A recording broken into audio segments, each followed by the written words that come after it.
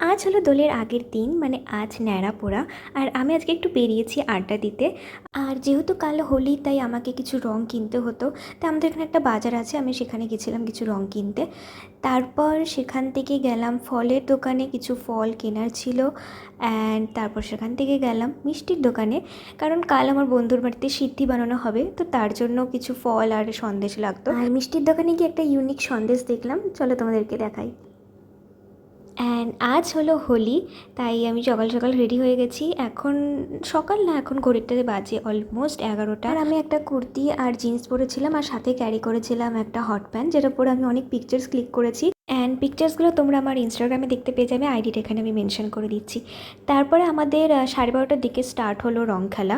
অনেকটাই দেরি হয়ে গেছিলো আমাদের রং খেলা স্টার্ট করতে করতে। আমার বন্ধুর বাড়িতে আরও অনেক বন্ধুবান্ধব এসেছিলো, তো আমরা সবাই মিলে রং খেলা স্টার্ট করলাম। আর এটাই হয়তো হয়তো এই বছর আমার এখানে লাস্ট রং খেলা। তাই ভাবলাম যে এই বছরটা মিস করবো না, এই বছর রংটা খেলেই নিই।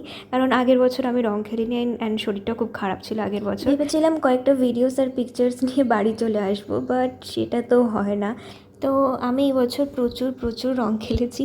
আর খেলার পরে আমার মুখের অবস্থা পুরো এরকম ছিল, বাট স্নান করার পরে সবটাই উঠে গেছে। আজকের মতন আমার রং খেলা শেষ, তো আমি এখন যাচ্ছি বাড়ি। আর আমাকে আমার ফ্রেন্ড এগিয়ে দিতে যাচ্ছে। তো ভিডিওটা এখানেই শেষ করলাম। কেমন লাগলো আমাকে কমেন্ট করে জানিও। টাটা।